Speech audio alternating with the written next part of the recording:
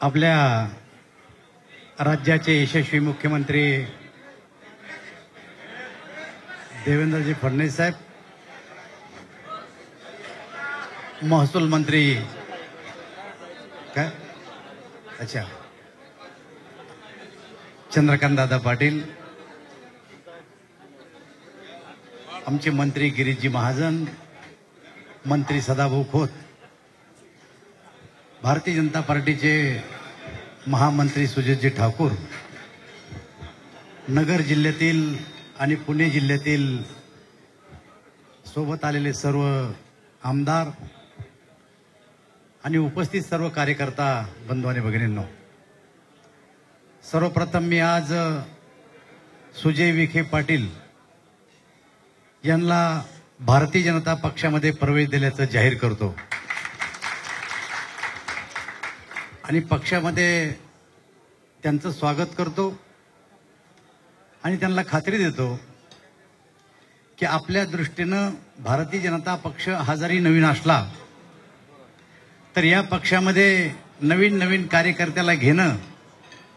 त्यांना प्रशिक्षित करणं, घोषणा कशा द्यायच्या ते त्यांना शिकवणं, इथपासून तर सारं प्रशिक्षण हे भारतीय जनता पार्टीमध्ये देण्याची पद्धत आहे। त्यामुळे कार्यकर्त्यांनी निश्चित राहावं की आमचा एक नेता भारतीय जनता पार्टीमध्ये नव्यानं गेला, त्याला सांभाळतील का नाही सांभाळतील, भारतीय जनता पार्टीचं वातावरण त्यांना सूट होतं का नाही होतं, अशी कुठल्याही प्रकारची चिंता कार्यकर्त्यांनी करू नये, एवढी मी आपल्याला आग्रहाची विनंती करतो। आज या देशाचे प्रधानमंत्री नरेंद्रभाई मोदी आणि आपल्या राज्याचे मुख्यमंत्री देवेंद्रजी फडणवीस यांनी गेले 5 वर्ष देशात आणि राज्यात जी कामगिरी केली, त्या कामगिरीवर या राज्यातली आणि देशातली जनता खुश आहे आणि त्यामुळे सुजय विखेच, परंतु अजूनही जशा निवडणुकीच्या ज्या तारखा आता आल्या आहेत, जवळजवळ येतील अशा प्रकारचे अनेक भूकंपाचे धक्के हे आम्ही आमच्या विरोधकाला देऊ, ही गोष्ट आपण लक्षात ठेवा। कालच एक धक्का माढ्यामध्ये बसला, आजचा धक्का नगरमध्ये बसला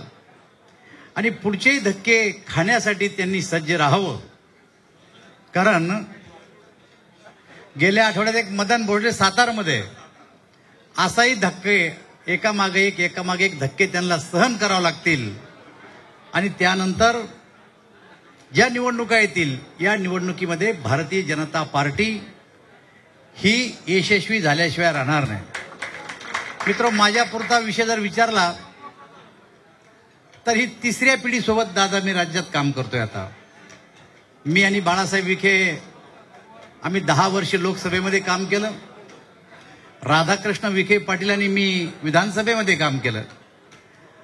आणि आता सुजय विखे यांच्या सोबतही काम करण्याची आता आम्हाला संधी मिळालेली आहे। त्यामुळे मी त्यांना खात्री देतो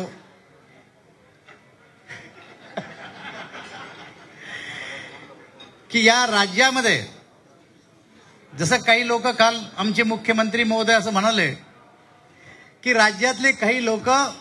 हवा कोणत्या दिशेनं वाहती याचा अंदाज घेत असतात।